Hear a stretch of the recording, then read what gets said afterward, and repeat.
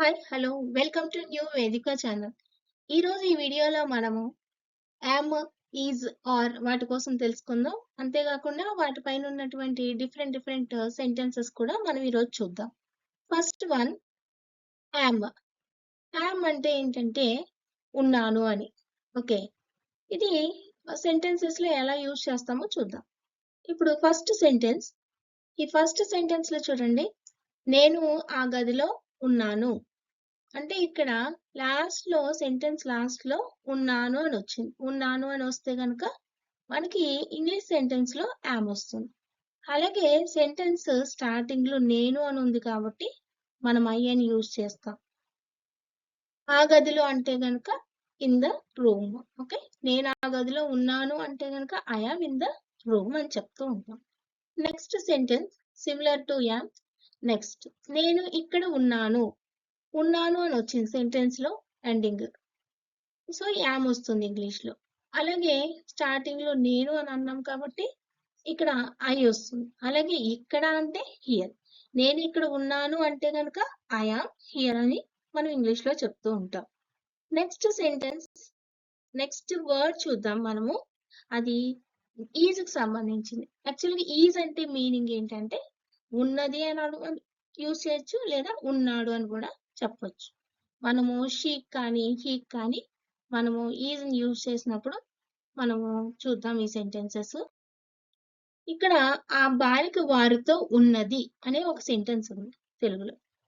ఇప్పుడు sentence ending లో ఉన్నది అని వచ్చింది కాబట్టి మనకి ఇక్కడ ఈజ్ అని సెంటెన్స్ లో యూజ్ చేసాం. అలాగే స్టార్టింగ్ లో ఆ బాలిక అని చెప్పాం. ఆ బాలిక అంటే ది గర్ల్, వారితో అని చెప్తున్నాం కాబట్టి విత్ దెమ్. ఓకే, ఆ బాలిక వారితో ఉన్నది అంటే కనుక the girl is with them అని మనం ఇంగ్లీష్ లో చెప్పాల్సి ఉంటుంది. అలాగే ఇంకో సెంటెన్స్ దీనికి ఈజ్ కి సంబంధించింది. అతడు ఆ చెట్టు క్రింద ఉన్నాడు. అతడు అంటే మనందరికీ తెలుసు హీ, కానీ ఇక్కడ సెంటెన్స్ ఎండింగ్ లో ఉన్నాడు అని వచ్చింది కాబట్టి ఇంగ్లీష్ సెంటెన్స్ లో ఈజ్ వచ్చింది. అలాగే ఆ చెట్టు క్రింద అన్నాం. Okay, under the tree. ఓకేనా, అతను ఆ చెట్టు క్రింద ఉన్నాడు అంటే హీఈస్ అండర్ ద ట్రీ అని మనం చెప్తూ ఉంటాం ఇంగ్లీష్ లో. అలాగే నెక్స్ట్ ఆర్ కి సంబంధించిన సెంటెన్సెస్ చూద్దాం. దానికి ముందు ఆర్ అంటే మీనింగ్స్ ఏమొస్తాయంటే ఉన్నవి, ఉన్నారు, ఉన్నాము, ఉన్నావు. అంటే మనకి ప్లూరల్స్ వాటికి మనం ఎక్కువగా ఇవి సంబంధించింది. ఆర్ అంటే ఉన్నవి, ఉన్నారు, ఉన్నాము, ఉన్నావు.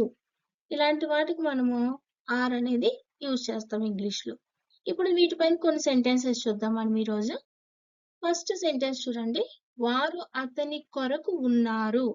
అంటే సెంటెన్స్ ఎండింగ్ లో ఉన్నారు అని వచ్చింది. ఓకే, సో ఉన్నారు అని వస్తే కనుక మనకి ఇంగ్లీష్ లో ఆర్ అనేది వస్తుంది. అలాగే తెలుగు సెంటెన్స్ స్టార్టింగ్ లో వారు అని ఉంది, అప్పుడు ఇంగ్లీష్ లో స్టార్టింగ్ దే అనేది వస్తుంది. అలాగే ఇక్కడ అతని కొరకు అన్నాం. ఓకే, అతని కొరకు. ఓకేనమ్మా, అతని కొరకులో కొరకు అంటే కనుక మనకి ఫర్ అనేది వస్తుంది. అతని అంటే కనుక హిమ్ వస్తుంది. ఓకే, వారు అతని కొరకు ఉన్నారు అంటే కనుక దే ఆర్ ఫర్ హిమ్ అని మనం చెప్తాం. అలాగే నెక్స్ట్ ఇంకొక సెంటెన్స్ చూద్దాము. This is the last sentence for today video. Now పుస్తకములు ఆ బల్ల మీద ఉన్నవి. అంటే ఇక్కడ సెంటెన్స్ ఎండింగ్ లో ఉన్నవి అని వచ్చింది కాబట్టి మనము ఇంగ్లీష్ సెంటెన్స్ లో ఆర్ అనేది యూజ్ చేసాం. స్టార్టింగ్ చూడండి, సెంటెన్స్ లో పుస్తకములు అని ఉంది. పుస్తకములు అంటే మనందరికీ తెలుసు బుక్స్ అని. ఆ బల్ల మీద అన్నాం. ఓకే, బల్ల మీద అన్నాం. యాక్చువల్గా బల్ల అంటే మనందరికీ తెలుసు టేబుల్ అని, మీద అంటే కనుక ఆన్.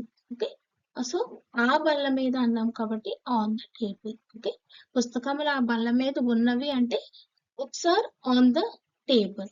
ఓకే, సో ఈ వీడియోలో మనం ఏమేమి చూసామంటే is, are, am related sentences చూసాము. సో మీకు ఇంకా ఏమైనా లెట్ గురించి కానీ, let him, let not, may not, ఇలాంటి వర్డ్స్ నుంచి ఎలా సెంటెన్సెస్ కన్స్ట్రక్ట్ చేయాలని ఏమైనా డౌట్ ఉంటే కనుక please refer my remaining videos. Thank you. Please subscribe my channel and like and share.